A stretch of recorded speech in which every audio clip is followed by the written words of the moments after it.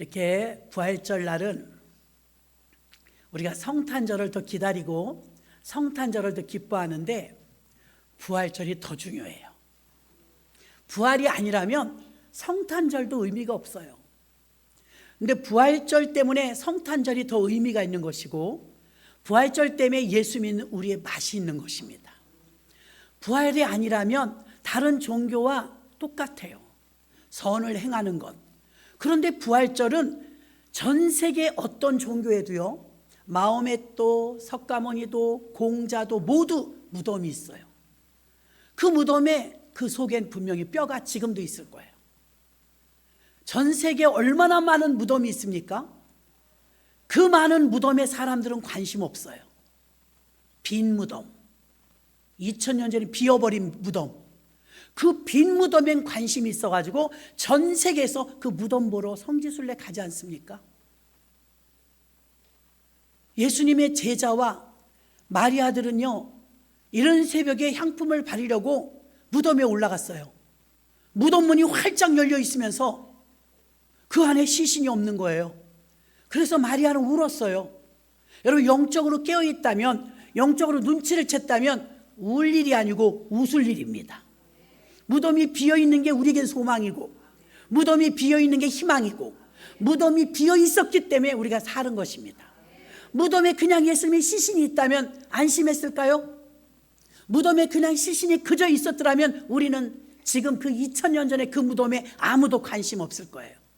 사람들은요, 예수님이 죽으셨는데 억울하게 죽었거든요. 예수님이 죽으셨는데 죽고 나서 장례를 치를 때요, 제자들 다 도망갔어요. 여러분, 장례는 가까운 사람이 치러주는 거예요. 예수님의 제자들이 다 도망갔어요. 아리마대 요셉이라는 부자 사내들인 공회원이 있었는데요, 이 사람이 당돌하게 빌라도 총독에게 가서 외칩니다. 나에게 예수님을 주세요. 여러분, 대리로 병원에 가서 약만 타오려고 해도요, 가족관계 증명, 주민등록증 두 사람 거 다 가져가고 미리 전화로 예약하고 그래야 약 줘요. 관계가 없는 사람은 안 줘요. 어디 가도 마찬가지고 그것도 위임하기가 어려워요. 근데 여러분, 아무 상관도 없어요. 친인척도 아니고 아리마대 요셉이 당돌하게 법정에 가서 시신을 내주시오. 사형이 두 가지가 있습니다. 하나는 참수형. 일반인들의 사형 언도를 받으면 참수를 당해요. 우리나라에도 사형수가 57명이 있다고 해요. 29년 동안 사형이 집행되지 않았어요. 그래서 지금 57명이 있는데요, 자, 사형은 그렇게 단도대에서 차명이 있어요. 고통이 없이 즉시로 죽어요. 그런데 악랄한 사형이 하나 있어요. 이건 악랄한 죄인들에게, 대역죄인, 강도, 살인자, 이런 자들에게 지어지는 사형이 있는데 그 사형은 십자가 사형이었어요. 십자가 사형은 얼마나 참담하냐면 젊은 사람을 이렇게 매달아 놓으면 사실은 건강한 사람은 일주일까지 버틴대요. 날씨는 섭씨 50도입니다. 뜨거운 날씨에 지하와 갈증 속에 장대에 매달려 있는 시신이 예수님이 십자가에 매달리실 때 우편에도 강도가 있었고 좌편에도 강도가 있었다고 3명의 십자가형을 당하는 그날 참형이 있었어요. 그 사형을 언도받은 사람들이 사형으로 지금 십자가형을 받았는데, 십자가에서 죽은 사람은요, 장례를 안 치러줘요, 법으로. 그리고 어디에 흰놈 골짜기 갖다 버려요. 그럼 개밥이 되든가 독수리밥이 되든가 짐승밥이 되는 거예요. 그래도 싸다는 거예요. 큰 중죄인이니까. 2번 죽이는 것이죠. 그래서 원래 십자가에서 죽은 사람은 제대로 장례를 안 치르는데 고위관리가 와가지고 빌라도 총독에게 시신을 달라는 거예요. 그래서 빌라도도 하나님이 역사하시니까 어떤 감동을 받았는지 사형을 언도했던 악랄한 사람이 내주라 하고 내주게 되면 있을 수 없는 일이죠. 시신이 안식일 날은 시신을 그 거리에 매달아 둘 수가 없어서 만약에 시신이 죽지 않잖아요. 그러면 듣기도 끔찍합니다. 망치를 가지고 무릎을 때려요. 뼈를 부러뜨립니다. 그럼 무릎이 뚝 끊어지면 십자가에서 버틸 힘이 없으니까 푹 주저앉겠죠. 그러면 이 고개가 떨궈지면서 숨을 못 쉬어요. 바로 질식하는 거예요. 예수님은 뼈는 부러지지 않았지만 모진 고통을 당하면서 뒤꿈치를 조금 이렇게 눌러야 후 하고 숨을 한번 쉴 수가 있었는데, 뒤꿈치를 누를 때 17cm 되는 대형 못 3개에 의해서 매달려 있습니다.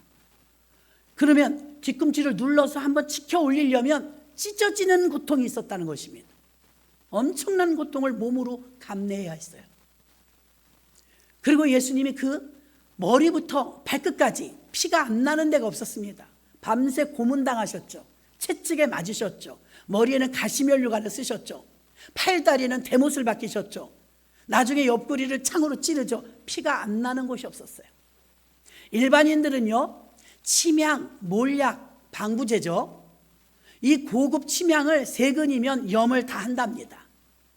예수님이 염하는 데 들어간 침향이요 100근이었어요. 100근. 성 한 구석에 하나도 없었던 것이죠. 주님이 그렇게 죽을 만한 죄가 있나요? 빌라도 앞에 심판대에 섰는데요, 빌라도가 이제 사형을 언도합니다. 영적으로 하나님 보실 때는 웃긴 일입니다. 누가 누구를 재판합니까? 하나님이 오히려 그들을 재판해야 되는 거 아닙니까? 그런데 재판대에 서 있는 이 인간 세상은 하나님하고 거리가 멀더라 이것입니다. 전혀 다른 방향으로 가는 거예요. 죄도 없으신 예수님을 사형을 언도하는데요, 하도 빌라도가 어이가 없으니까 아니 무슨 죄가 있느뇨?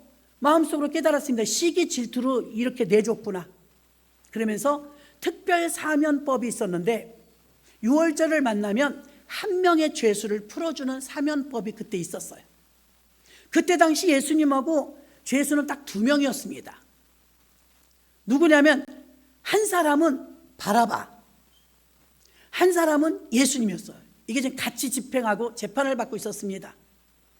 너희들에게 사면해주는 전례가 있는데 예수님은 이렇게 흠씬 두들겨 패서 피가 철철 나니까 측은지심이 들어가서 이 정도면 됐다, 훈방 조치해야 되겠다, 빌라도는 이렇게 생각했습니다. 그런데 성난 군중들은 악한 마귀에게 빠져 그 엄청난 민주주의의 힘으로 밀어붙이는데 그들 앞에서 빌라도가 말합니다. 너희들에게 특별 사면법으로 하나를 풀어주는 전례가 있는데 여기 예수냐 여기 바라바냐 물었습니다. 그때 성난 군중들이 막 집회를 왔기 때문에요, 바라바 바라바. 바라바는 풀어놓으면 위험한 사람이에요. 수도 없이 사람을 죽인 강도 살인자입니다. 그 사람을 풀어주라고 할 줄 상상도 못. 이미 성난 군중들은 목적을 예수님을 죽이는 것으로 결정해놓고 재판을 하기 때문에 바라바 살인 강도를 풀어주라는 거예요. 너무 어이가 없어갖고 빌라도가 말합니다. 그럼 이 예수는 어떻게 하랴? 그때 군중들이 외칩니다. 십자가에 못 박으소서, 십자가에 못 박으소서. 세상에, 일반 그냥 사형도 아니고 십자가형을 주라는 거예요. 어찌미뇨? 나는 이 사람에게서 죄를 찾지 못했다. 식민지를 살고 있었던 유대인들이요, 나라도 뺏긴 주제에 얼마나 분열이 심했는지 몰라요. 자기네 나라도 뺏겨놓고 로마의 식민지로 있으면서요, 그러니까 재판을 받아야 되는데 유대인은 신정국가이기 때문에요, 신성모독죄라는 게 있어요. 그래서 신성모독죄를 고발한 거예요. 변호사도 없습니다. 엉터리 재판입니다. 신성모독죄를 갖다가 재판권은 로마에게 있기 때문에 로마 총독 빌라도에 가니까 야, 우린 신성모독죄가 없어, 우리는 무종교야. 그래서 풀어주려고 했던 거예요. 그랬더니 대제사장들과 유대인들이 작당을 합니다. 큰일 났다, 신성모독죄가 없대. 하나님을 아버지라고 불렀다 이거예요. 그게 죄예요. 하나님을 아버지라고 불렀다고. 그래서 신성모독죄가 없으면 어떻게 할까? 그러면 로마에서는 최고의 형이 무엇입니까? 반역죄지. 반역죄요? 이제 엮어매야 됩니다. 반역죄를 찾는 거예요. 어떻게 해야 반역죄로 올감해서 죽일 수가 있을까? 작당을 하는데 오호라, 저 사람이 매일같이 유대인의 왕이라고 그랬어. 자기가 유대인의 왕이라고 했으니까 그걸 걸고 넘어가면 되겠다. 빌라도에게 말합니다. 빌라도요, 저 사람은 자기가 유대인의 왕이라고 말합니다. 반역입니다. 이렇게 바꿨어요. 그랬더니 빌라도가 신문을 해야 되잖아요. 네가 이스라엘의 왕이냐? 이렇게 물었어요. 그러니까 예수님이 가만히 계셨으면 좋았는데 네 말이 옳다 이렇게 말했어요. 그러니까 예수님이 옳다고 한 이유는요, 정치적인 왕을 말하는 게 아닙니다. 영적인 왕이요, 하나님의 대리자로 오셨다는 걸 말하는 거거든요. 이거 다 알아요. 거기 있는 사람 모두가 알아요. 근데 올가매기 위해선 반역죄가 필요했던 거예요. 그래도 빌라도가 풀어주지 않으려고 했어요. 왜? 빌라도가 간밤에 부인이 꿈을 꿨는데 오늘 재판하는 사람 잘해야 돼요. 당신 조심하세요. 그분은 의로운 분이에요. 이런 얘기를 듣고 나왔어요. 출근할 때. 어떻게 해서 살려주려고 했습니다. 그런데 사람들이 야유할 때 그의 귀를 거스리는 말을 한마디 했어요. 반역입니다. 대역죄인입니다. 십자가에 못 박으소서. 그러면서 빌라도에게 로마의 왕은 가이사입니다. 당신은 로마의 군주로서 왕이 둘입니까? 당신이 가이사의 출신이 아닙니까? 이 소리에 완전히 야, 이거 민요가 나겠다. 데모가 커지겠다. 이러면 안 그래도 파견 내보낸 예루살렘에 신경을 많이 쓰고 있거든요. 가이사가. 이 보고가 올라가면 빌라도가 자기 자리의 위협을 느껴서 아내의 말도 무시되어지고 공정한 재판도 무시되어지고 세숫대에다 물을 떠오라고 합니다. 손을 씻으면서 말합니다. 그러면 이 재판에 대해서 나는 아무 상관없다. 이 재판이 공정하지 못한 거 나는 말했고 너희들이 십자가에 못 박으라고 하니까 그럼 이 재판에 대한 잘못됐다면 이 죄는 너희와 너희 후손이 받겠느냐? 이렇게 물어요. 엄청난 말 아닙니까? 후손에게까지 죄가 간다는데 성경 읽어보면 이런 대목이 나옵니다. 그랬더니 데모하는 사람은 정신이 없습니다. 좌우 살피지도 않고 곧바로 대답합니다. 돌리소서. 우리와 우리 후손에게 돌리소서. 저 사람에 대한 죄를 우리와 우리 후손에게 돌리소서. 돌리소서 외쳤습니다.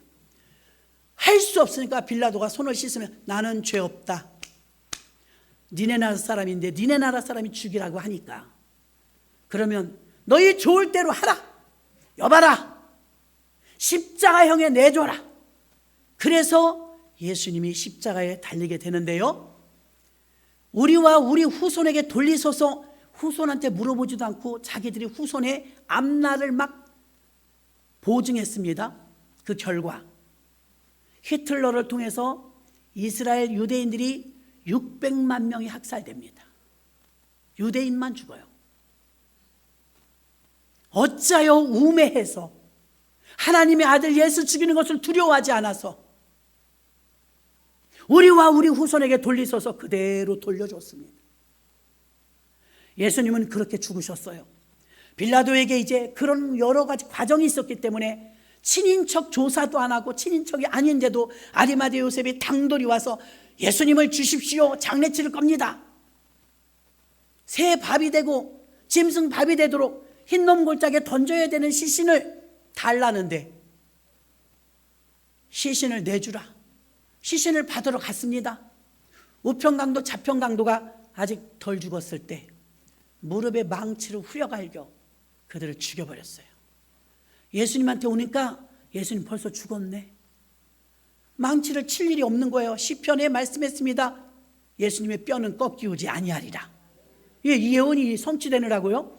그런데 진짜 죽었나 안 죽었나 확인하느라고 장대에 높이 달린 예수를 창으로 옆구리 심장을 푹 찔렀어요. 성경은 말합니다. 물과 피가 나오더라. 살아있는 사람은 어디를 찔러도 바늘로 찔러도 피가 나와요. 죽은 사람만 피가 응고되기 시작해서 물과 피가 따로 나온답니다. 예수님의 옆구리에서 나온 물과 피 때문에 예수님이 확실하게 죽었다는 것이 증명되었습니다. 여러분, 물도 나와 피도 나와 땀도 있어 눈물도 있어 범벅이 돼서 아마 십자가는 피딱지가 됐을 것입니다. 진물 나와. 그리고 여러분 3일째 되는 날 시간으로 한 이틀 지났겠죠. 3일째 되는 날 보십시오. 십자가에서 내린 예수를요, 사실은 가까운 사람들이 장례를 지내줘야 되는데 다 도망갔어요. 무서워서. 자기들도 죽을까 봐. 상관없는 아리마대 요셉과 니고데모 두 사람이 장례를 치르는데, 아리마대 요셉이 먼저 빌라도에게 갔기 때문에 시신을 수습하라고 받습니다. 혼자서 눈물을 흐느끼면서 시신을 수습하는데, 여기까지는 우리가 생각을 안 해봤을 거예요.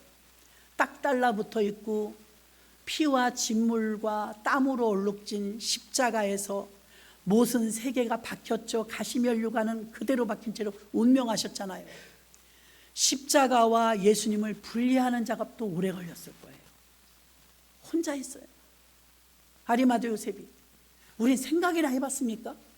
만약에 병정들이 그걸 했다면 막 우락부락하게 갖고 찢어지든지 말든지 막 했을 것입니다. 아리마대 요셉은 자기 스승이니까 얼마나 눈물로 시신을 수습합니다. 수습하고 이제 아리마대 요셉 한 번도 아무도 들어가지 않은 새무덤에 안장을 다 시킵니다. 그때까지 힘없고 백없는 마리아들은 따라가면서 계속 우는 거예요. 안식이 지나고 첫날 새벽, 오늘 새벽입니다. 오늘 새벽에 얼른 가서 향품으로 진물 나온 거 닦아드려야지. 올라가면서 여자들이 걱정합니다. 큰일 났네. 무덤물이 돌로 막았는데 그건 짐승떼로부터 시신을 해치지 못하게 하려고 무거운 돌로 쾅 막아버렸는데, 이걸 누가 굴려주지? 우리 여자들 2-3명 갖고는 안 될 텐데 이걸 누가 굴려주지? 이런 걱정을 하고 왔습니다. 도착했는데 무덤문이 열려 있는 거예요. 무덤을 지키고 있었던 병정들 다 기절해서 죽은 듯이 있는 거예요. 깜짝 놀라서 무덤에 들어갔더니 빈 무덤인 거예요. 아무도 없는 거예요. 아니 이게 어떻게 된 것이지? 천사가 나타났습니다. 너희는 어째 산 자를 죽은 자 가운데 찾느냐? 너희 예수는 살아나셨느니라. 영광의 부활하는 장면을 본 건 아니에요. 막 뛰어내려가서 제자들에게, 베드로님, 야고보님, 예수님의 시신이 없어졌어요. 천사가 말하는데 살아났대요. 깜짝 놀라서 같이 올라갔습니다. 아무도 없어. 이미 이제 아무도 없어. 무덤에 들어가 봤더니 세마포는 개켜 있는데 예수님은 없는 거예요. 이상하다 하면서 제자들은 돌아갔는데 마리아는 거기서 엉엉 우는 거예요. 부활하셨다는 상상을 못하면서 누가 훔쳐간지 안 거예요. 그래서 묻습니다. 예수님이 왜 우느냐? 예수님이 눈앞에 있는데 못 알아봐요. 동산직이십니까? 여기는 시신이 어디 갔습니까? 내게 알려주세요. 제가 찾아가리이다. 그분이 어디 있습니까? 내가 모릅니다. 예수님이 마리아야, 이 마리아야 부를 때 전 전율이 흘렀어요. 7 귀신에 들려서 악신에 시달려서 인간 이하의 삶을 살 때 그 이름을 불러주시며 고쳐주셨던 예수님의 사랑의 음성, 평상시 신방을 다니실 때 마리아야 자상하게 불러주셨던 사랑의 주님의 음성, 마리아야 하는 소리에 정신이 번쩍 나서 랍비요, 주님이십니까? 정말 주님이십니까? 그래. 어찌하여 보잘것없는 여인에게 전 세계 인류 최초로 있는 부활의 목격자가 되도록, 첫 목격자가 되도록 그런 영광을 주셨느냐, 이 말입니다. 제자들이 그걸 목격해야 되는 거 아닌가요? 제자들은 지금도 오돌오돌 떨면서 어느 한 집에 다 뭉쳐갖고 숨어 있습니다. 이 여인은 예수님의 죽은 발자취를 다 쫓아다녔습니다. 예수님이 살아나셔서 주님을 만나고 대화하고 뛸 듯이 기뻐서 예수님이 말했습니다. 제자들에게 가서 전해라. 내가 살아났다고. 약속했던 갈릴리에서 만나자고 이야기하라. 더 이상 막달라 마리아는 울지 않았어요. 기쁨과 감사 속에 아멘 아멘 하면서 단걸음의 산에서 뛰어내려와 제자들에게 알려줬습니다. 예수님이 살아나셨어요. 내가 똑똑히 보았어요. 예수님이 살아나셨습니다. 그가 부활하셨습니다. 할렐루야. 그랬더니 이게 무슨 일이냐고, 죽은 사람이 어떻게 살아나냐고. 내가 분명히 보았습니다. 당신들하고 약속한 장소가 있다면서요. 갈릴리에서 만나재요. 두렵기도 하고 기대가 되기도 하고 얼떨떨한 가운데서 예수님의 부활 소식이 일파만파로 퍼졌습니다. 세상은 어떠냐면 예수님이 죽었다고 할 때 슬픔에 가득 찬 제자들도 있었지만 죽은 것으로 끝나고 아무도 관심 없었어요. 예수님이 죽음 뒤에는요, 아무도 관심이 없었어요. 놀라운 것은요, 살아나셨다니까 관심이 많아. 예수님이 부활하셨다니까 난리가 났어요. 사도행전에 보니까 예수님이 죽었을 때는 의문을 제기하지 않던 사람들이 예수님이 살아나니까 핍박이 시작되고 의문을 제기하고 계속해서 괴로움을 주더라 이 말입니다. 세상 사람들은요, 죽었을 때는 아무 문제도 제기하지 않았습니다. 예수님이 살아났다니까 문제를 제기합니다. 예수님은 진심으로 살아나셨습니다. 약 517명에게 부활을 목격하게 하셨고 예수님의 제자들을 다 찾아다니셨으며 세상으로 가서 다시 물고기 잡으러 간 제자에게 만나 주셔서 새벽에도 말씀드렸던 것처럼 사랑이 회복되고 음성이 회복되고 사명이 회복되는 베드로의 다시 부활의 역사가 있었는 줄로 믿습니다.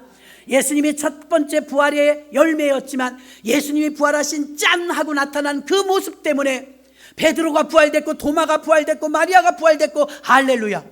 예수님의 부활은 예수님의 부활로 끝나지 않았습니다. 모든 이들의 부활로 퍼진 줄로 믿습니다. 예수님이 죽었을 때 그 소문과 그 이슈된 사건보다 예수님이 살아나셨을 때 이슈된 게 훨씬 컸습니다. 예수님은 살아나셨습니다. 예수님은 무덤에 계시지 않습니다. 전 세계 어마어마한 무덤이 많이 있지만 많은 사람들이 죽은 사람이 묻혀있는 무덤은 관심이 없습니다. 살아나오신 그 무덤, 예수님이 그 무덤에 계시지 않는 빈 무덤, 그 무덤이 지금 전 세계 사람들이 관심이 집중되었더라는 것입니다. 예수님의 무덤은 지금도 비어 있습니다. 예수님은 부활의 핵심을 이렇게 말씀하십니다. 부활은 우리 예수 믿는 모든 자의, 여러분 복음이 무엇입니까? 복음이 쉬워요. 복음이 뭐지? 복음이 예수입니다. 복음은요, 예수의 생애예요. 탄생, 그의 삶, 십자가 죽음, 고난, 그리고 예수님의 죽음과 부활, 그 다음에 예수님의 승천, 다음 마지막 하나 남은 거 재림, 여기까지가 복음이에요. 그럼 복음 중에 가장 큰 핵심적인 복음은, 가장 큰 산맥은 부활 복음입니다. 복음 중에 복음은 부활 복음인 줄로 믿습니다. 여러분 성경을 읽을 때요, 인간의 관점에서 보는 것과 저 김민숙 목사를 볼 때 여기 여러분들이 계십니다. 많은 여러분들이 교회학교 어린이부터 시작해서 성가대원에 이르기까지 여러분이 아는 김민숙 목사를 써서 내라 그러면 다 틀릴 거예요. 한 사람인데, 나는 한 사람인데 어린이가 보는 관점이 다르고 중진이 바라보는 관점이 다르고 교육자가 바라보는 관점이 다를 거예요. 성경도 마찬가지. 이단들은요, 성경을 사사로이 푼대요. 하나님께서는 이 성경을 우리에게 주시면서 헬라적인 관점과 히브리적 관점이 있는데요, 헬라적인 관점은요, 인본주의적인 관점, 사람 편에서 성경을 보는 거예요. 오류가 많을 수 있습니다. 그러나 히브리적 관점으로 성경을 풀면 어떻습니까? 하나님이 보는 시각으로 성경을 보니까 정확합니다. 그래서 여러분이 성경을 풀 때 왜 자꾸 인본주의적으로 끌고 가게 되면요, 성경을 자꾸 내 입맛에 맞추려고 합니다. 근데 성경은요, 우리가 2000년 전에 일어난 부활 사건을 제가 지금 리얼하게 말씀을 전하는데, 맞아, 부활이지, 오늘이 부활이야, 계란으로 전도했더니 세상의 불신자들도 부활절이에요? 이러더라고요. 계란을 드렸더니 부활절이에요? 안 믿는 사람들 알더라 이거예요.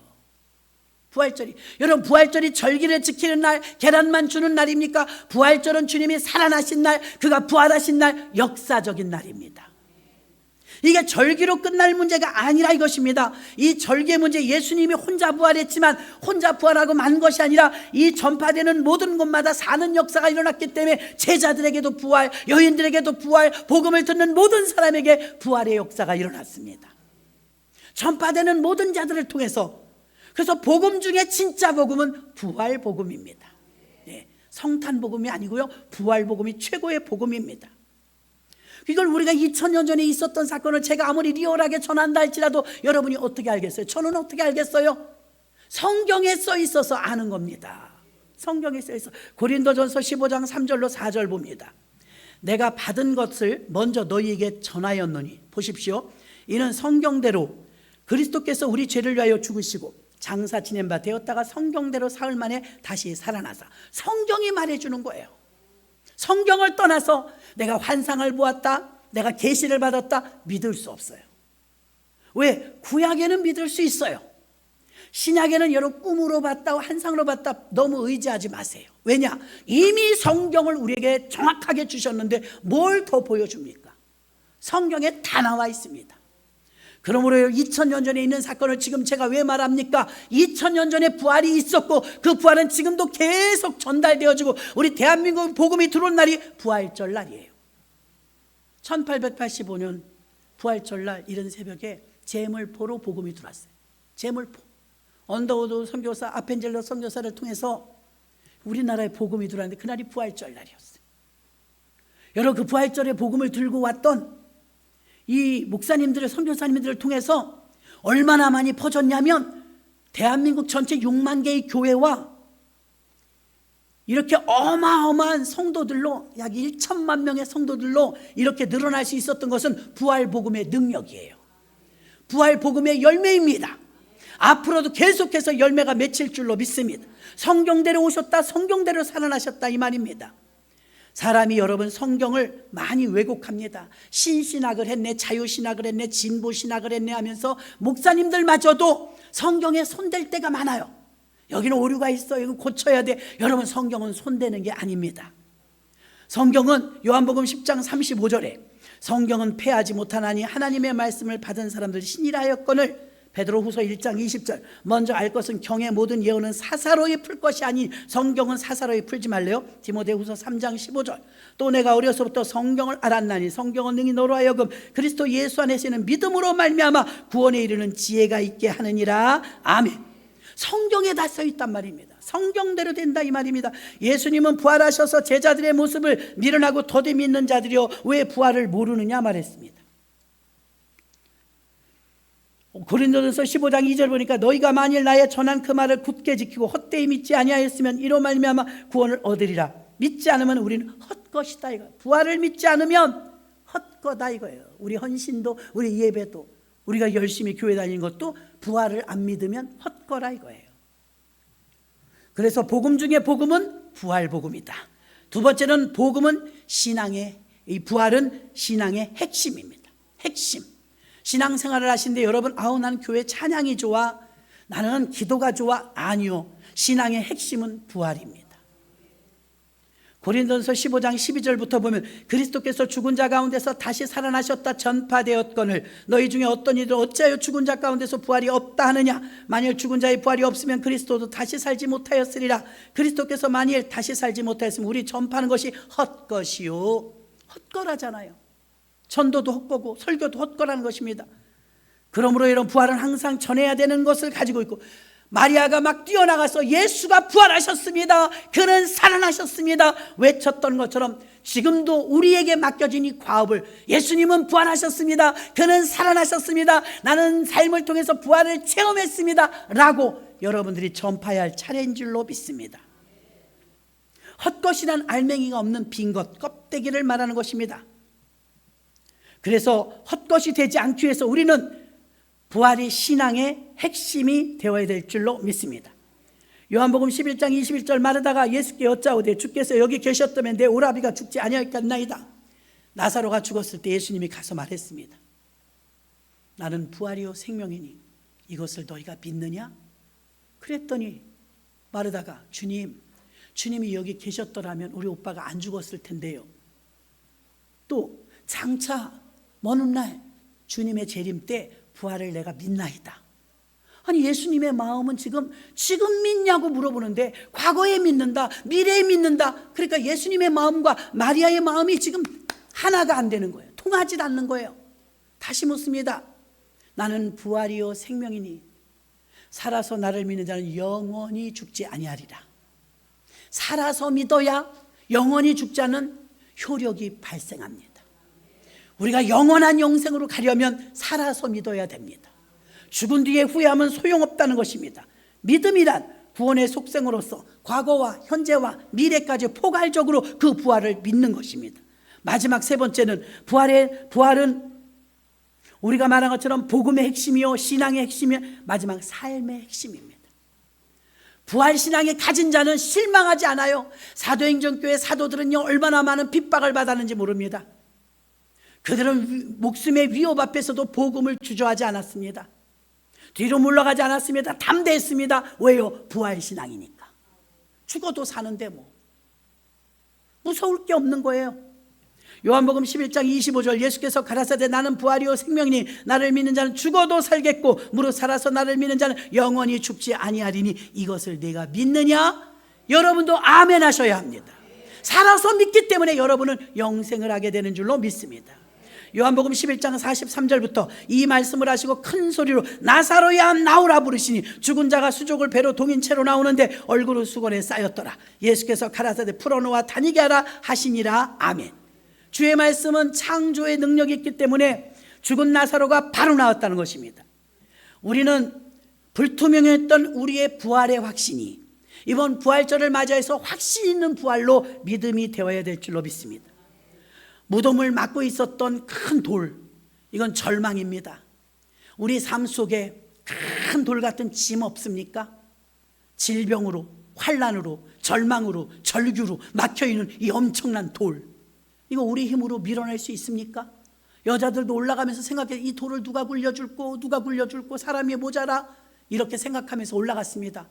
예수님이 부활하면서 주님만 짠 하고 부활한 게 아니라 예수님이 부활하면서 어두웠던 그 무덤 안에 빛이 들어갔고, 예수님이 부활하면서 이 큰 돌이 산산조각이 나도록 부서져 버리고 이 큰 돌이 밀려나갈 수밖에 없었으니 부활은 우리에게 능력인 것입니다.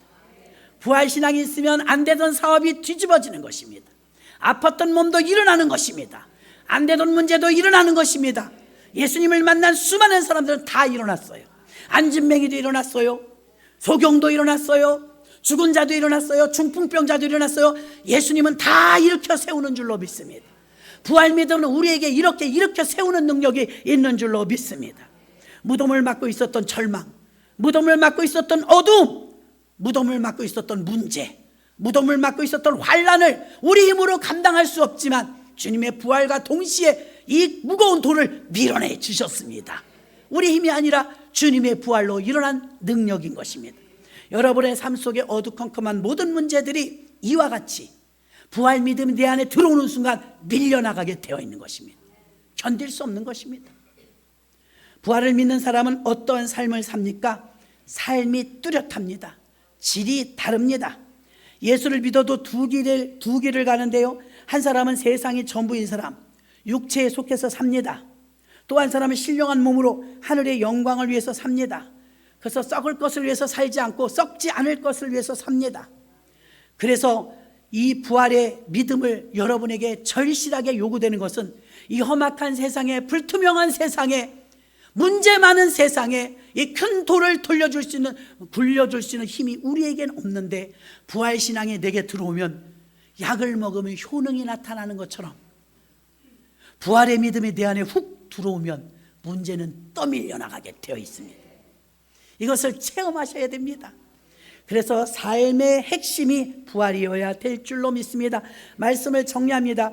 고린도 교회는 오늘날의 교회와 비슷합니다. 열심도 있고 은사도 강했습니다. 헌신도 있었습니다. 말씀을 사모하는 열정도 있었습니다. 그러나 그들에게 사랑이 부족했습니다. 그리고 고린도 교인들에게 핵심의 복음을 지금 알려주는데, 지금 전한 말씀을 사도 바울이 고린도 교인들에게 전한 것이에요. 이들에게 부족한 것은 부활신앙이구나. 그래서 이 세상밖에 모르는구나. 정욕적으로 사는구나. 예수를 믿으면서도 교회 다니면서도 여전히 음란했어요, 고린도 교인들이요. 그래서 사도 바울이 외친 것입니다. 부활의 믿음이 중요하다. 이 부활의 믿음이 그들에게 들어갔을 때 고린도 교인들은 변화가 오기 시작했습니다. 예수 그리스도의 사랑을 몸소 행하게 된 줄로 믿습니다. 이제 우리는 부활절 아침에 이제부터 새로운 피조물이 되어서 고린도 후서 5장 16절 17절의 말씀, 그러므로 우리가 이제부터 아무 사람도 육체대로 알지 아니하노라. 비록 우리가 그리스도도 육체대로 알았으나 이제부터는 이같이 알지 아니하노라. 중요합니다. 17절, 그런즉 누구든지 그리스도 안에 있으면 새로운 피조물이라. 이전 것은 지나갔으니 보라 새 것이 되었도다. 할렐루야. 우리는 새 생명을 얻었고 새 것이 되었습니다. 무기력했던 신앙생활에 부활의 핵심이 들어가면 신약 성경에 나오는 마가의 다락방의 성도들처럼 거친 숨소리를 낼 수 있는 원색적인 복음의 사람들이 될 줄로 믿습니다. 여러분에게 이 뜨거운 성령의 충만한 역사가 있기를 주님의 이름으로 축원합니다. 하나님 아버지 감사합니다.